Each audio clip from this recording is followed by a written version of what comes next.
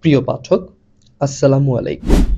আপনি কি পৃথিবীর সবচেয়ে বিতর্কিত, আত্মাধিক ও প্রাচীন শহরের ৩,০০০ বছরের ইতিহাস জানতে চান? কেন এই শহর ইহুদি, খ্রিস্টান ও মুসলিম এই ৩ ধর্মের কাছে এত পবিত্র ও গুরুত্বপূর্ণ?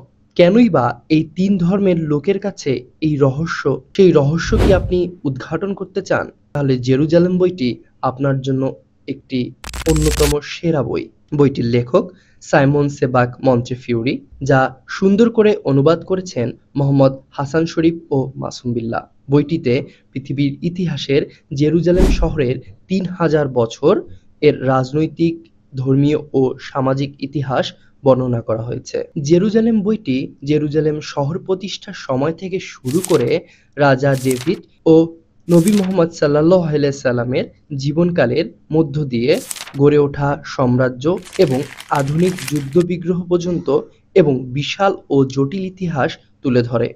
এটি একটি মহাকাব্যিক আখ্যান যা ধর্ম, রাজনীতি ও ক্ষমতার খেলাকে এক সূত্রে গাঁথে। বইটি ঐতিহাসিক গভীরতা, ৩ ধর্মের কেন্দ্র, ধর্মীয় সংঘাত ও সহ-অবস্থানের ঐতিহাসিক চিত্র নিপুণভাবে আঁকে। এছাড়াও বইটির মধ্যে রাজনৈতিক জটিলতা, অসাধারণ আখ্যান, ঐতিহাসিক প্রেক্ষাপট ও দক্ষ গল্পকারের মতো করে ফুটিয়ে তুলেছেন লেখক। বইটি পড়লেই বোঝা যায় লেখক সাইমন সেবাক মন্টেফিউরি একজন প্রখ্যাত ও ঐতিহাসিক দক্ষ গল্পকার। এর পাশাপাশি অনুবাদকদের প্রচেষ্টায় বাংলাতেও এর সাহিত্যমূল্য হয়ে উঠেছে অমূল্য। তো প্রিয় পাঠক, আর দেরি কেন?